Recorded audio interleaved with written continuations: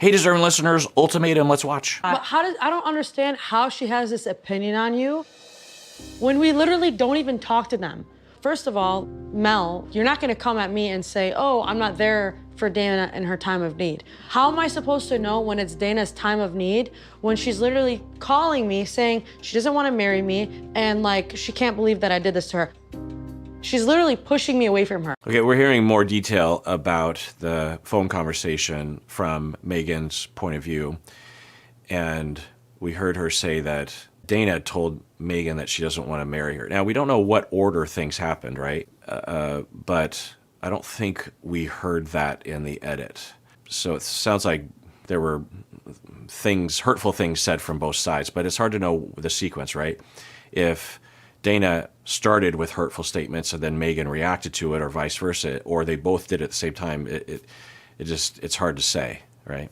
I think that what I'm hearing from you and what I heard from Dana the whole night is that it almost sounds like they came in ready to protect each other because they know that they've done wrong. Yeah, that's one way of putting it, but it did kind of seem like that. They seemed pre-defensive, maybe rightfully so, I don't know, but I don't know if they necessarily talked and planned and had an agenda going into it. I could just see them naturally just each coming to that conclusion as conversations are happening. So I don't know. Yeah, because in hearing what Dana was saying to Marie, she basically was like, I've been crying every single night. We've been holding each other and we've been holding like, blah, each blah, other blah. or humping each other. I don't know what the...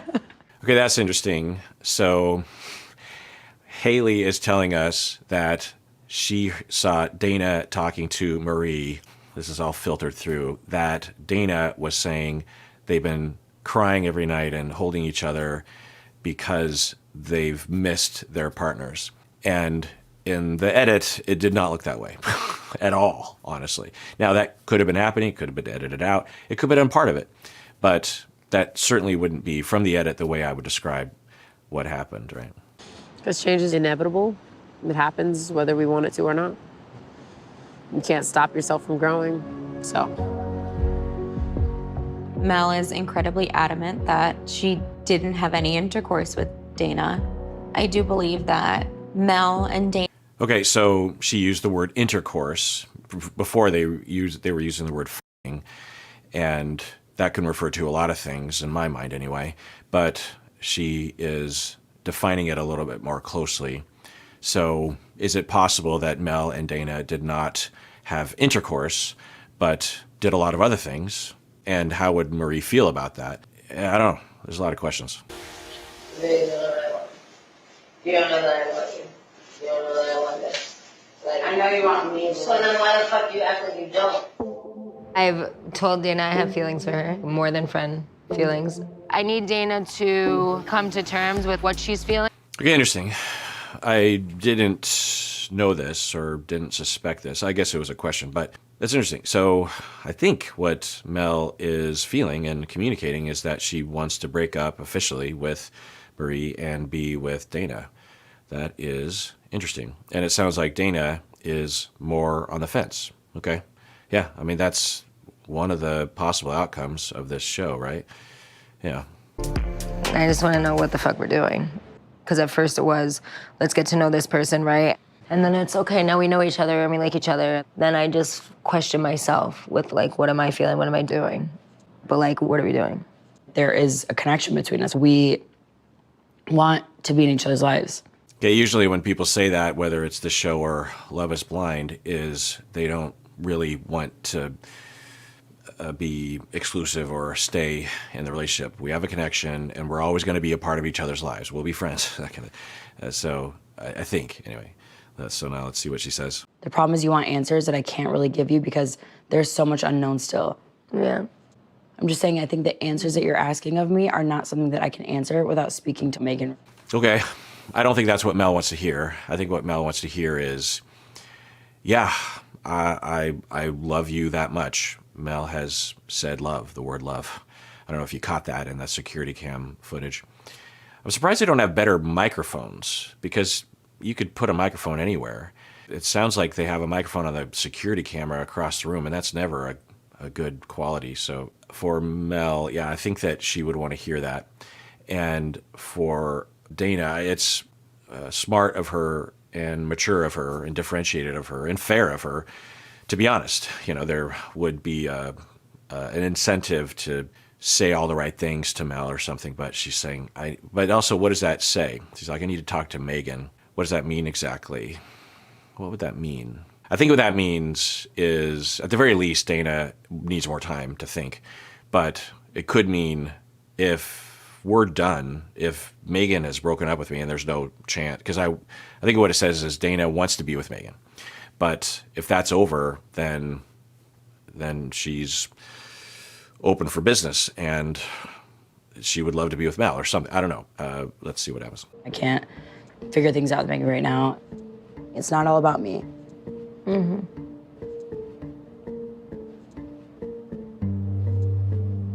All I keep asking is what you're thinking, what you're feeling, and I guess you're giving me that, so.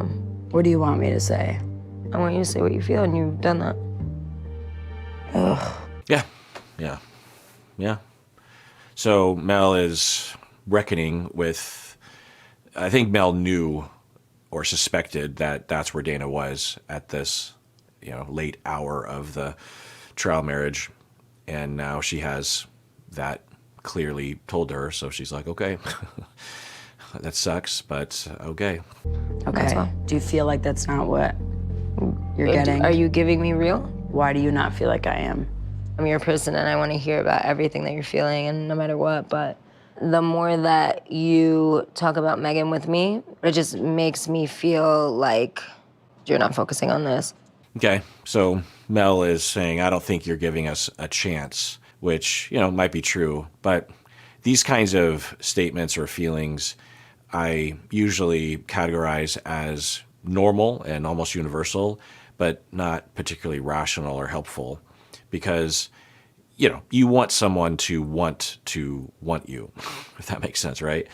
You don't want someone who has to artificially force themselves to focus on you, So, but I get that. And you'll hear people say that when there's breakups, even in reality, whether it's reality TV show or reality, where someone's breaking up, they're like, you didn't give us enough of a chance.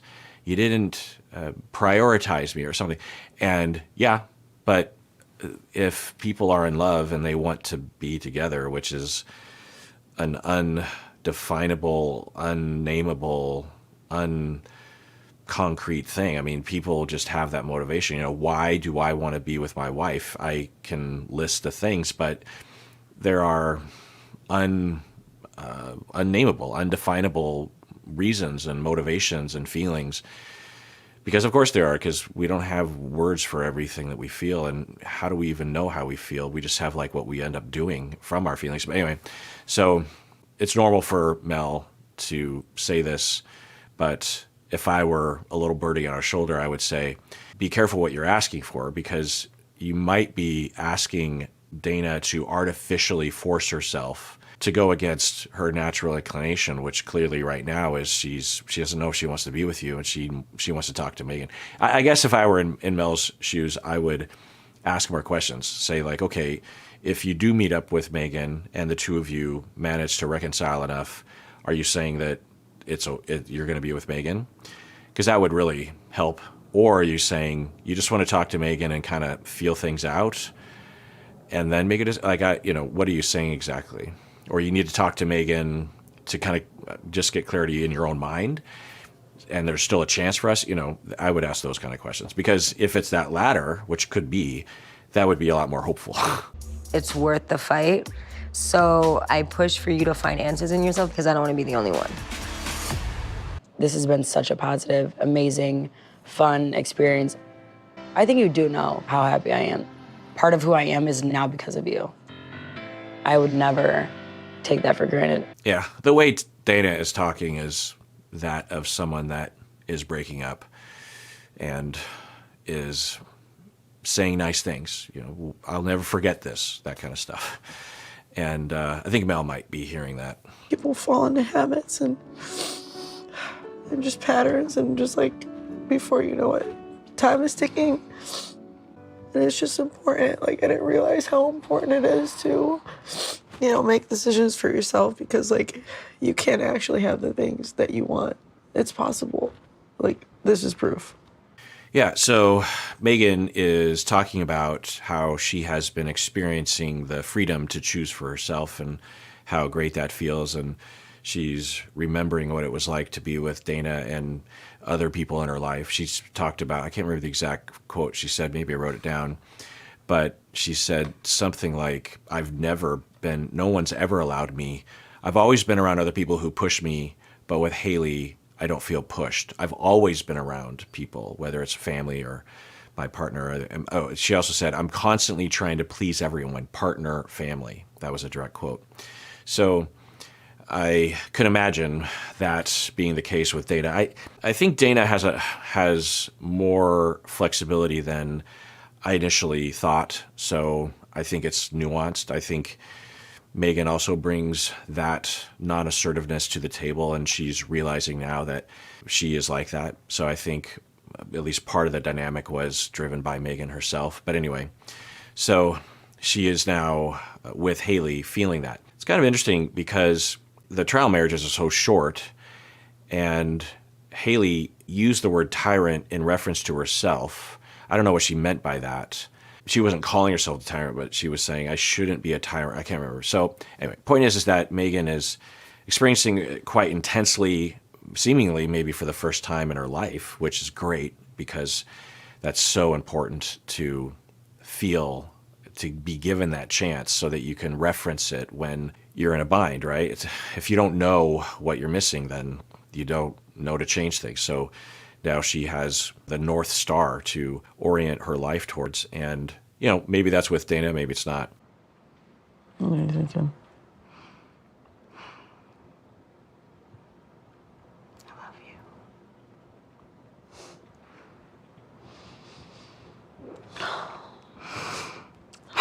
you. It looked like romantic statements. And Haley initiated it. She's saying, I love you in that way. And then it's very sweet moments. Interesting. Huh.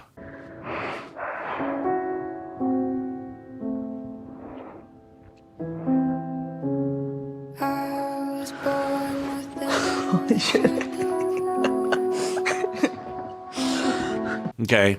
So to say holy shit, that I think points to, at least from Megan's understanding, they're talking about romantic love, meaning that they're going to potentially be together after the trial marriage.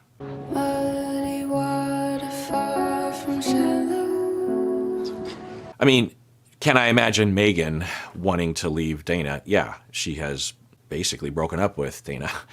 But the Haley story, we haven't been shown, because Haley's the ultimatum giver, and there hasn't been any major problems. Although there was that thing that Kyle was saying, so maybe that poisoned the well on some level. Kyle was telling Haley that Pilar is having major questions, but I think Kyle just misunderstood the conversation as to what was happening. I think it was a miscommunication. I don't know, but I guess we'll find out.